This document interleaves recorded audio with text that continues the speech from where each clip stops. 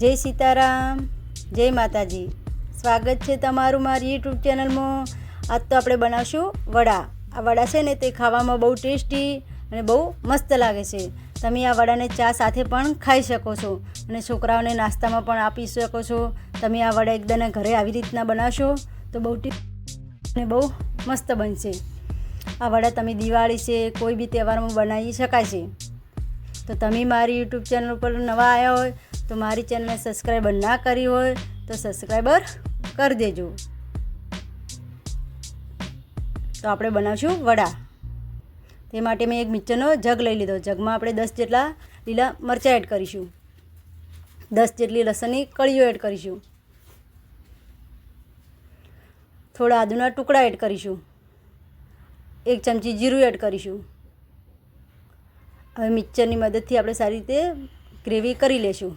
તો જુઓ આપણી આદુની મરચાંની ગ્રેવી બનીને તૈયાર થઈ જશે. હવે એક આપણે બાઉલ લઈ લઈશું. બાઉલમાં આપણે 1 વાટકી જેટલું દહીં એડ કરીશું,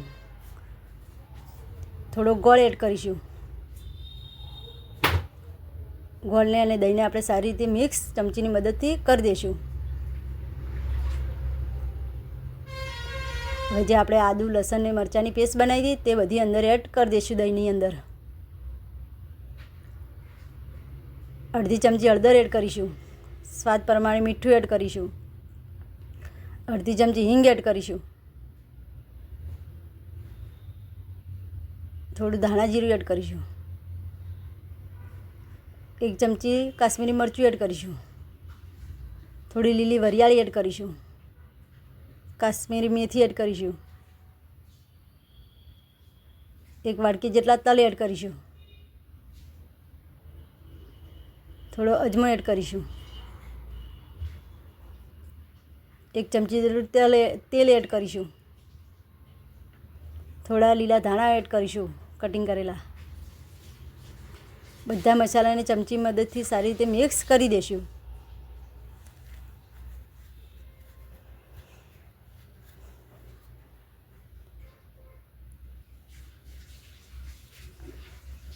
જો આપણો મસાલો સારી રીતે મિક્સ થઈ જતો એમાં 1 વાટકી જેટલો બાજરીનો લોટ એડ કરીશું. એક પ્રમાણે 1 વાટકી આપણે ઘઉંનો લોટ એડ કરીશું, અડધી વાટકી જેટલો રવો એડ કરીશું. રવો એડ કરવાથી આપણા વડા સારી રીતે મસ્ત અને મુલાયમ બને છે. હવે બધા લોટને આપણે સારી રીતે મિક્સ કરી દીધા હતા અને જો આપણે લોટ એકદમ હાથમાં મુઠ્ઠીમાં વળી જાય, મુઠ્ઠીમાં પેલું મોયણ વળી જાય તે રીતના બનીને તૈયાર થઈ જતા. હવે આપણે થોડું થોડું પાણી એડ કરી જઈશું અને લોટને બાંધી જઈશું.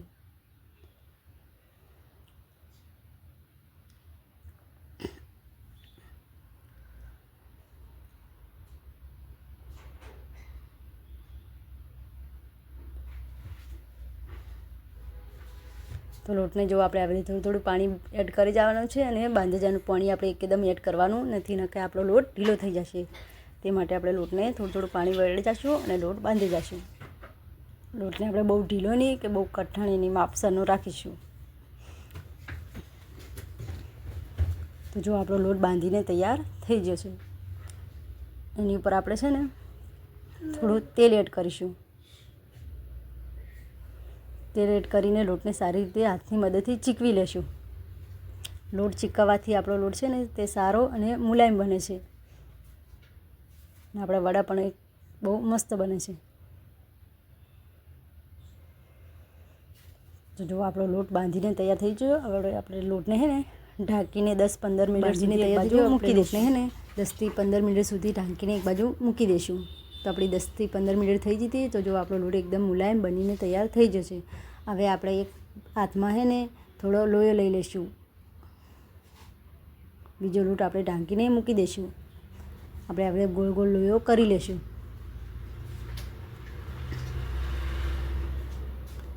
લોયાને છે ને આપણે હવે જે ઘઉંનો કોરો લોટ હતો તે લગાવી લઈશું. લોટ લગાવવાથી આપણો જે રોટલી બનાવીએ તે વખત ચોંટતી નથી. તે માટે આપણે ઘઉંનો લોટ લગાવીશું કોરો. અને હવે છે ને વેલણની મદદથી આપણે રોટલી વણી લઈશું.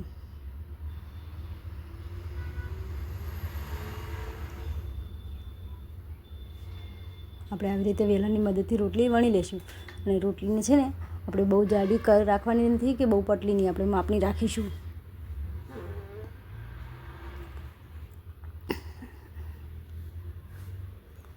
તો આપણી રોટલી બની તૈયાર થઈ ગઈ. હવે આપણે છે ને ધારવાળું એક પાલું લોક વાડકી ગમે તે ધારવાળું વાસણ લઈને તમારે આવી રીતે એકસાથે 8 પૂરીઓ પડશે, 8 પડે 7 પડે એમ પડશે.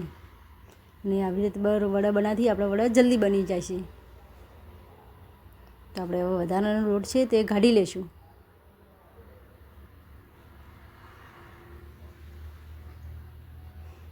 તો જો આપણે એકસાથે 7 વડા બનીને તૈયાર થઈ જશે.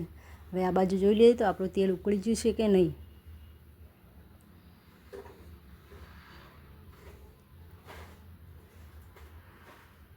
તો આપણું તેલ ઉકળીને તૈયાર થઈ ગયું. એમાં આપણે વડા એક એક કરીને બધા વડા એડ કરી દઈશું તેલની અંદર.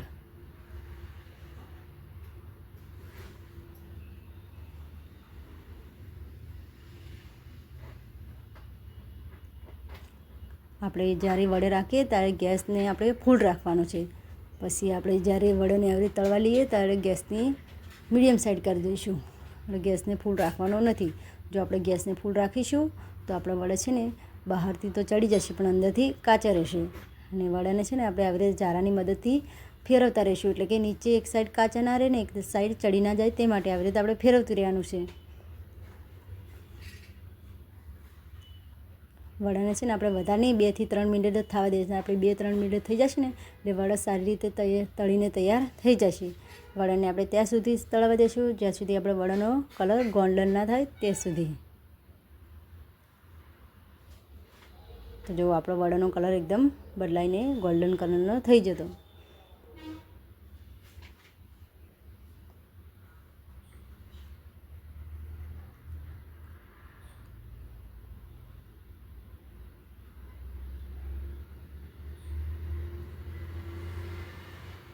તો આપણા વડા તળીને તૈયાર થઈ જતા. હવે વડાને છે ને આપણે એક વાસણમાં લઈ લઈશું.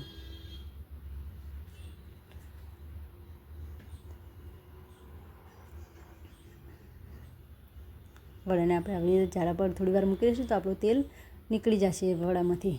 એટલે આપણે થોડી વાર આવી રીતે રાખીશું અને આવી રીતે કરીને બધા વડા કાઢી લઈશું.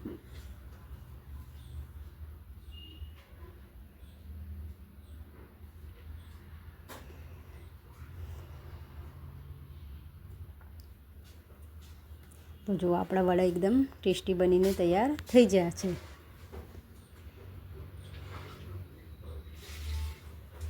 તમે આ વડાને ચા સાથે ખાશો તો બહુ ટેસ્ટી અને બહુ મસ્ત લાગે છે.